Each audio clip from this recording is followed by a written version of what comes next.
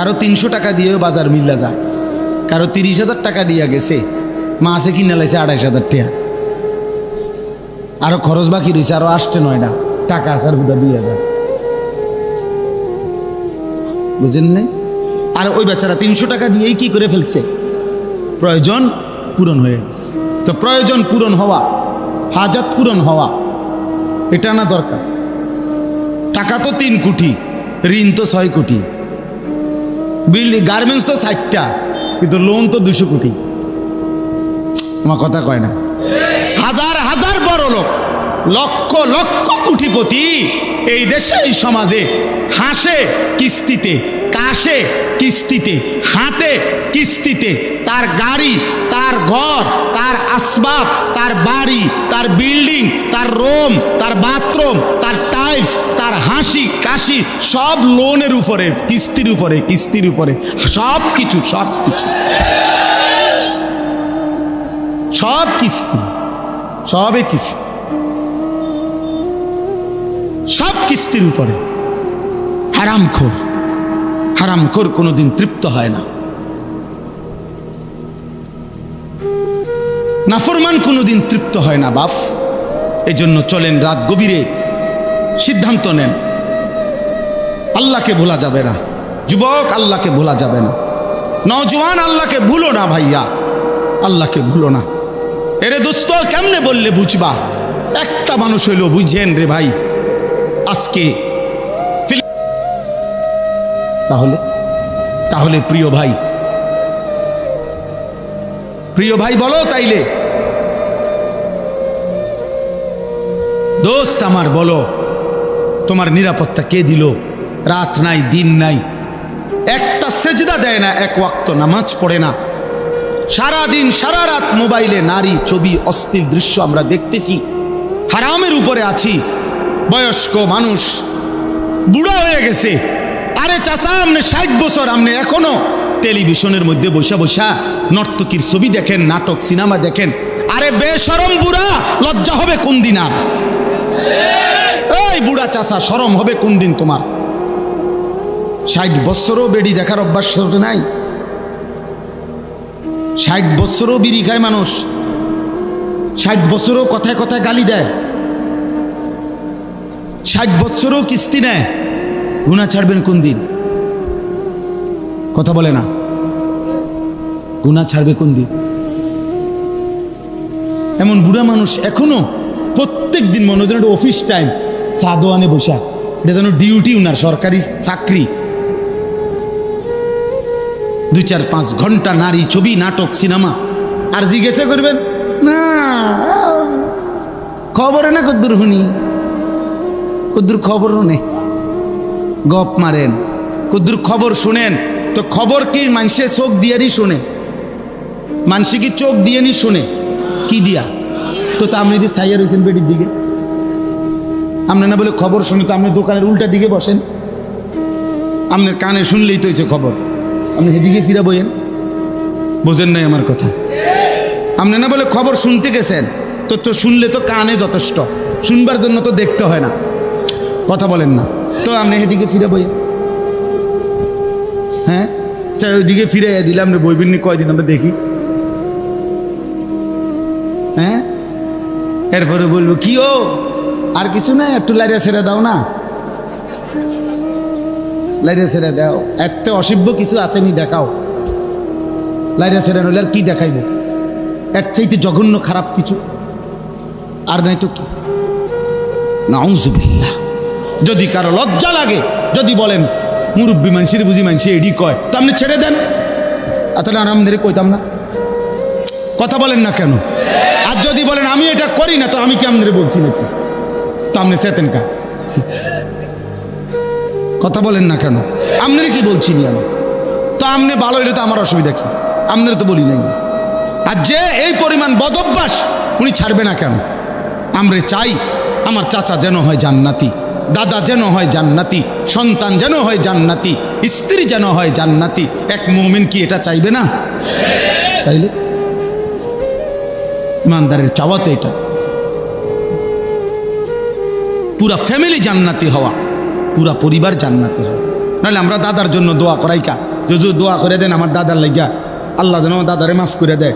আমার আব্বার জন্য দোয়া করেন, আমার চাচার লাগিয়া, চাচা মারা গেছে, দোয়া করেন। আমরা দোয়া করাই না, তার মানে আমরা প্রত্যেকে চাই আমার দাদা, চাচা, মামা, ফুফা, খালু, আমার ভাই, বোন, স্ত্রী, সন্তান সবাই জান্নাতি হোক, এটা আমরা চাই না? তো তার জন্য কি কোনো উদ্যোগ নিতে হবে না? কোনো চেষ্টা করতে হবে না? আল্লাহ আমাদেরকে তৌফিক দান করেন। এর জন্য আজকে আপনাদের কাছে আমার অনুরোধ, বাপ, আমার অনুরোধ সারা পৃথিবীর মজলুম মুসলমানের দিকে তাকায়া, রক্ত স্নাত মুসলমানের রক্ত মাখা দেখার দিকে তাকায়া মনে রাখেন এই আঘাত আমাদের উপরও আসতেছে।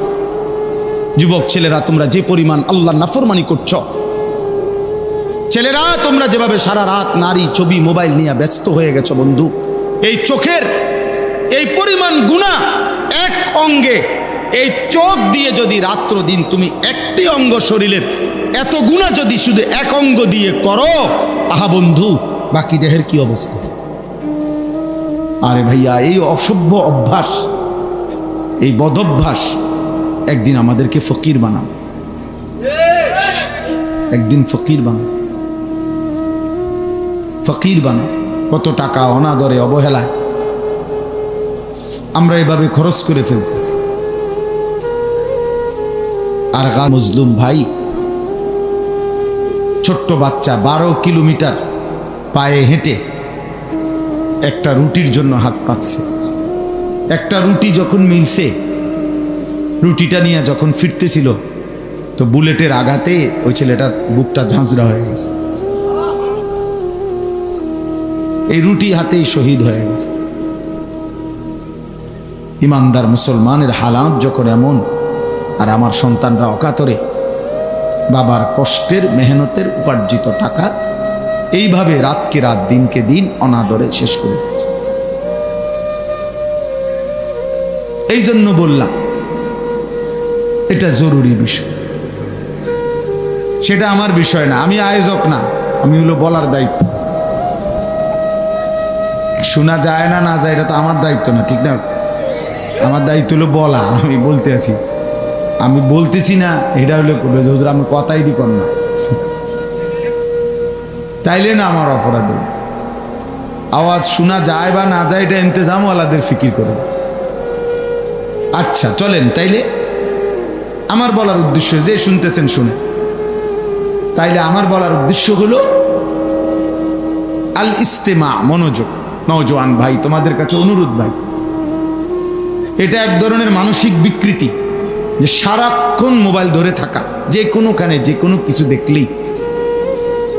এই কয়দিন আগে আমরা অনেকেই জানি, আমি তো এই সাক্ষাৎকার নিজে দেখছি, যে লোকটার নোয়াখালীর, যার পরিবারের 7 জন, ওই যে মাইক্রো যে পানি পড়ে গেছে, প্রবাসী লোকটা মারা গেছে না, তার পরিবার। আমি নিজে শুনছি, ওই ভাই কানতে কানতে বলছে যে আমি মাইক্রো পড়ে যাওয়ার পর, সে তো বের হইতে পারছে, যে আমি কত চিৎকার করছি, কাকুতি মিনতি করছি মানুষের কাছে, শত শত মানুষ পারে দাঁড়ায়া, সবাই শুধু ছবি উঠাইলো, কিন্তু আমার সাথে কেউ একটু সহযোগিতা করলো, সবাই ছবি উঠাই। আমি একদিন দেখছি গৌরীপুর স্টেশনে একটা বাস পুড়ে যাচ্ছে, পুরাটা জ্বলে যাচ্ছে, কমপক্ষে 200-500 মানুষ সবাই ছবি উঠাইতেছে। এই ছাড়া কারো বিবেকে, দিমাগে অন্য কোনো ফিকির নেই। এটা মানবতা বলে? এটা বুঝি কথা হলো? তাহলে এইভাবে ধীরে ধীরে মনুষ্যত্ব, ইনসানিয়াত, হিউম্যানিটি, মানবতা দূর হয়ে যাবে, মানবতা দূর হয়ে যাবে। চা পাতা দিয়ে, রামবাদা দিয়া মানুষ কোপায়, আর বাকিরা ছবি তোলে। বিপদগ্রস্তের পাশে দাঁড়াবার মতো লোক যে পরিমাণ, তার চাইতে 100 গুণ হলো ছবি উঠায়নি। আফসোসের বিষয়। তাহলে এটা একটা এক ধরনের নেশা। একটা সময় দেখবেন এইটা আমাদেরকে পাগল, বিকৃত মস্তিষ্ক বানায় ফেলে। আপনারা যারা ছেলেরা, তোমরাও খবর নিও ভাই, মোবাইলের এই যেমন আলট্রাসোনোগ্রাফি রুমে আলট্রার রুম যেখানে এক্স রে করায়, ওই রুমে রুগীরে ছাড়া স্বাভাবিক কেউ ঢুকতে দেয় না কেন? জিজ্ঞাসা করে দেখেন। আমি তো কয়দিন আগেও জিজ্ঞাসা করছি ইবনে সিনা হসপিটালে। অর্থাৎ এটার যে রশ্মিটা, আলোটা বিকিরণ হয়, অত্যন্ত মারাত্মক। এটা অন্য লোকরা এখানে দাঁড়ায় থাকলে তাদের ক্ষতিকর। তাহলে সারা দিন রাত 24 ঘন্টা মোবাইলের এই স্ক্রিনের এই আলো সারাক্ষণ যে বিকিরণ হচ্ছে, নিশ্চিত দোস্ত চিকিৎসা বিজ্ঞানের দৃষ্টিতেও এটা ক্ষতিকর। শরীর স্বাস্থ্য, মেধা, বুদ্ধি বিবেকের জন্য এটা ক্ষতিকর। অসংখ্য ছেলে বর্তমানে এই মোবাইল প্রতিবন্ধী। মোবাইল প্রতিবন্ধী মানে কি? শুধু মোবাইল ছাড়া অন্যভাবে তাকে যদি এটার থেকে 1 ঘন্টা 1 মিনিট 1 ঘন্টা আলাদা করা হয় তো সে ছটফট করে, একরকম মনে হয় যেন সে মারা যাবে। তাহলে এটা মানসিক সমস্যা না? এটা প্রতিবন্ধী না? এক মাদ্রাসার উস্তাদ আমারে বলছেন, মোহতামিম সাহেব, কয় যে হুজুর ছাত্রের কাছে মোবাইল পাইছি, মাদ্রাসার ছাত্র, তারে যখন মোবাইলটা রাইখা দিছে জমা অফিসে, সে বিকালবেলা মোহতামিম সাহের কাছে এসে বলতেছে, হুজুর আমি দরকার হলে এই মাদ্রাসায় আর পড়বো না, আমার মোবাইলটা দিয়ে দিতে হবে। হ্যাঁ, হাসির বিষয় না। আরে দোস্ত, এটা মজাকের বিষয়, এটা তার চাঁদের দেশের গল্প না, এটা ভাবার বিষয়। গত 4-5 দিন আগে আমার একজন মোহতামিম আলেম, কসম আল্লাহর, উনি বলছেন 7 বছরের বাচ্চা ছেলে, মাদ্রাসার ছাত্র না, বাড়ির থেকে 1 সপ্তাহ বাড়ির থেকে আসছে তার বাবার সাথে। বলতেছে হুজুর বাবা সহ আসছে, যে বাবার হাতের বড় মোবাইলটা আপনার, এটা ওই ছেলের হাতে।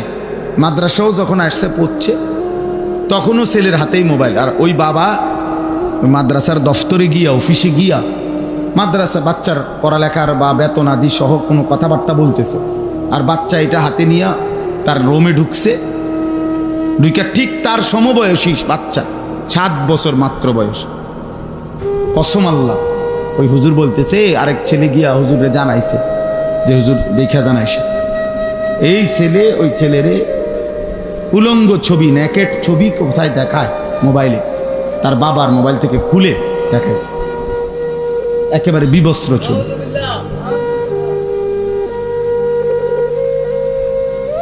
দোস্ত একদিন শুনবা তো, সে তোমার ছোট ভাই। একদিন শুনবা হয়তো সে তোমার ছেলে।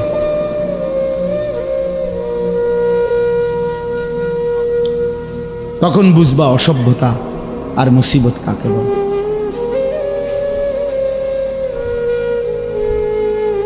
কোনো বাপ যখন শুনে তার মেয়ের অসভ্য বা বেহায়া কোনো কথা, আর পুরা সমাজ থেকে যখন লজ্জিত হয়, তখন সেই বাবাই বোঝে যন্ত্রণা কাকে বলে।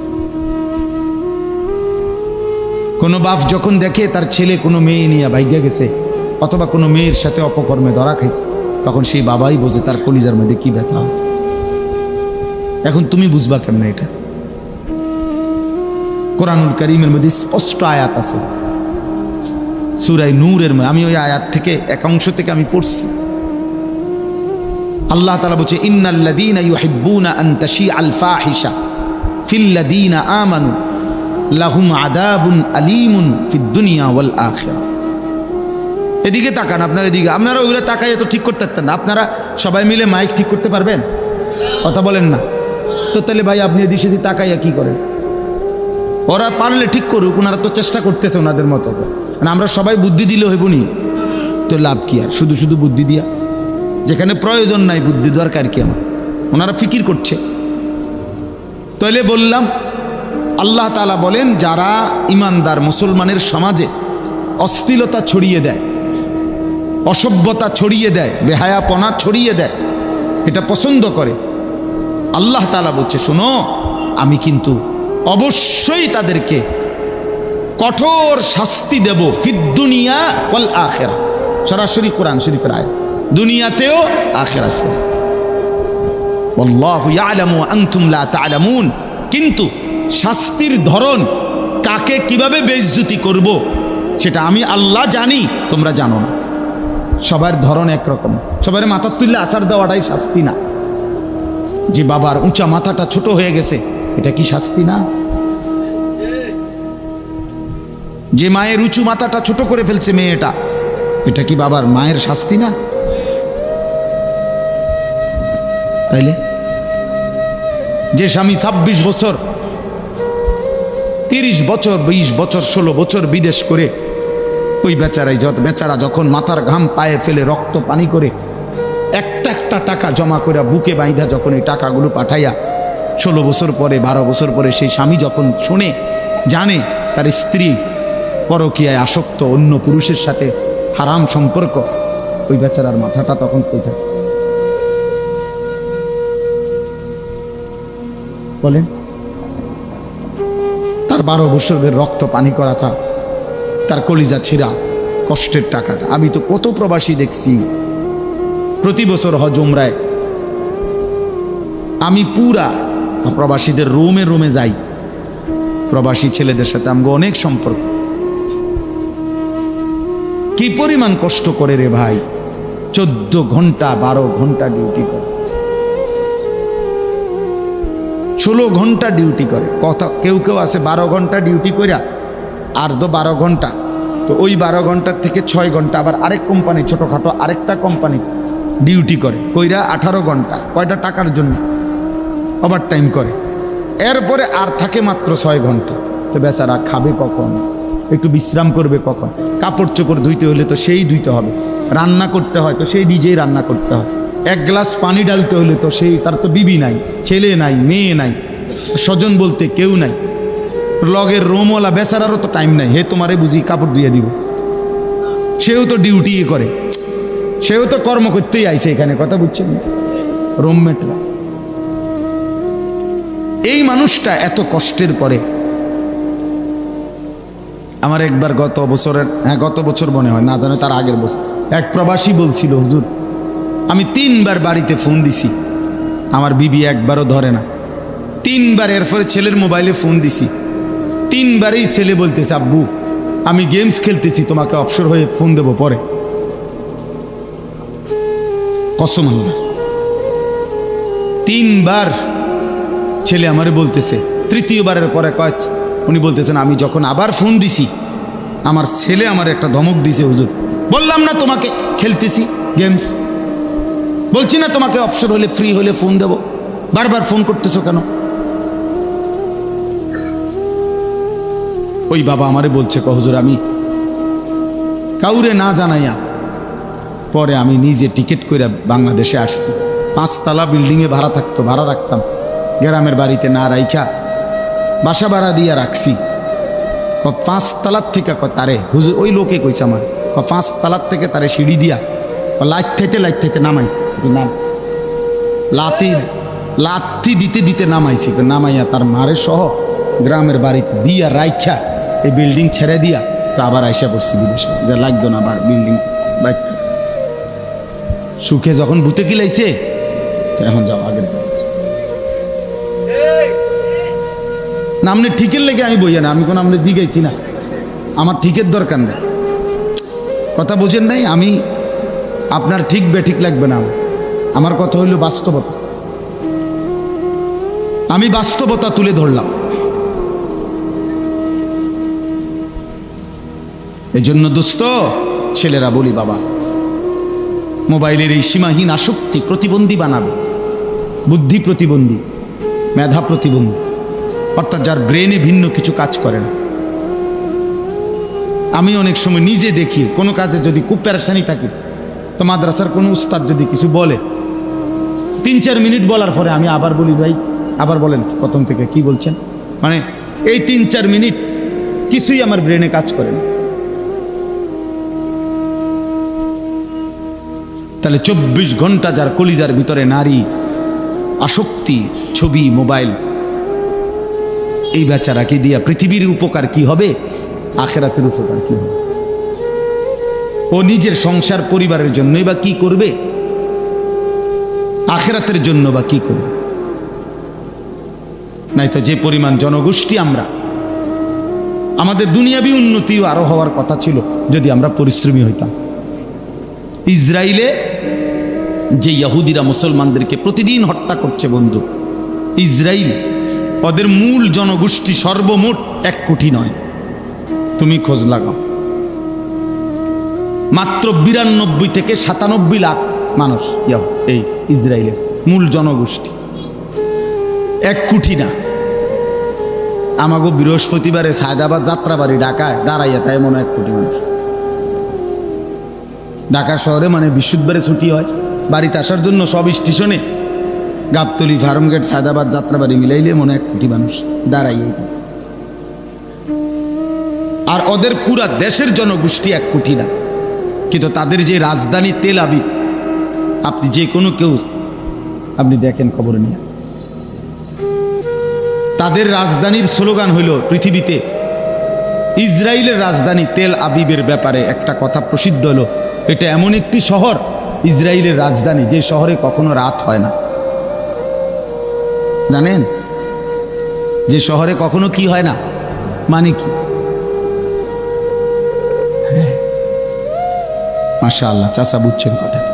অর্থ হইল অন্ধকার তো হয়, কিন্তু এখন মনে করেন বাংলাদেশে ঢাকা শহরে রাজধানী যত অফিস আছে সরকারি সব কিছুতে এই মুহূর্তে তো বন্ধ, ঠিক না? এখন রাত, আবার কালকে সকালে কি হবে? 8টা বাজে শুরু হবে। যত বড় কোম্পানি হোক হয়তো রাত 8টা পর্যন্ত, 4টা পর্যন্ত চললে আস্তে আস্তে রাত 10টার ভিতরে, 8টার ভিতরে দেখা গেছে সব কি হয়ে গেছে, ক্লোজ হয়ে গেছে। কিন্তু ইসরায়েলের ওইখানে তারা শিফটে কাজ করে, অর্থাৎ 8 ঘন্টা বাই 8 ঘন্টা, 24 ঘন্টাই রাত দিন বরাবর। রাতের কখনোই এমন একটা টাইম নাই যে টাইমে তাদের কর্ম বন্ধ। বুঝছেন না? 3 8 24, 8 ঘন্টা ডিউটি করলে 3 শিফট, 24 ঘন্টা ভাগাভাগি করে। ফলে 24 ঘন্টায় তারা কাজ করে যায়, ফলে কয় যে সেখানে কখনো কি হয় না, রাত হয় না। এই জন্য মাত্র 1 কোটি জনসংখ্যার কম, অথচ তারা হচ্ছে গোটা পৃথিবীর সবচেয়ে বেশি অস্ত্র আমদানিকারক দেশ। পৃথিবীতে সবচেয়ে বেশি অস্ত্র কেনে সারা পৃথিবী থেকে তারা। এক একটা অস্ত্রের দাম হাজার হাজার কোটি টাকা, এক এক মিসাইল, এক এক বোমা 1-200 কোটি টাকা না মিয়া, 1-200 কোটি না, হাজার হাজার কোটি টাকা, million million dollar, billion billion dollar. তাহলে এত বিপুল পরিমাণ টাকা,